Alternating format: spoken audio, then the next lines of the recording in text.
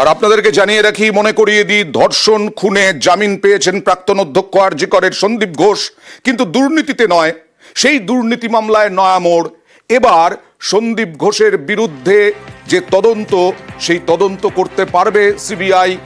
রাজ্য সরকার অনুমোদন দিল বিরুদ্ধে বিচারে, সন্দীপ ঘোষের বিরুদ্ধে বিচারে চার্জ ফ্রেম সহ সমস্ত কিছু করা যাবে। কথা বলবো প্রতিনিধি অর্ণবের সঙ্গে। অর্ণব, দেখো, কলকাতা হাইকোর্টে যে মামলার সূত্রে সিবিআই হাতে তদন্তভার পায় এবং কলকাতা পুলিশের কাছ থেকে তারা তদন্ত নেয়, যার চার্জশিট আগেই দিয়েছিল 29শে নভেম্বর 2024 সালে।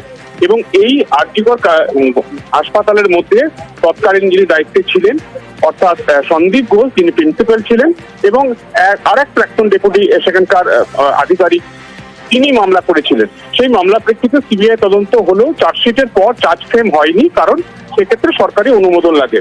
এবং কলকাতা হাইকোর্টে মামলাটি আসার পর আজকে আদালতে জানানো হয় যে গতকালই অনুমোদন দেওয়া হয়েছে, অর্থাৎ সন্দীপ ঘোষের বিরুদ্ধে রাজ্য সরকার বিচার চাইছে, তার বিরুদ্ধে বিচার প্রক্রিয়া এগোতে কোনো বাধা বা অসুবিধা নেই।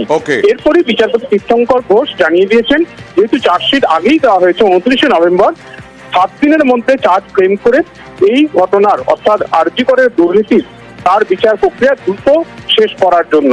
এবং এই বিচার প্রক্রিয়া শেষ হওয়ার সঙ্গে সঙ্গে ইডির তরফেও জানানো হয়েছে, যেহেতু সিবিআই তদন্ত প্রায় শেষ পর্যায়ে, তাই তারা এবার এই ঘটনায় ECIR, অর্থাৎ তাদের যে মামলা, সেটা মামলা রুজু করে তারা এবার তদন্ত শুরু করবে।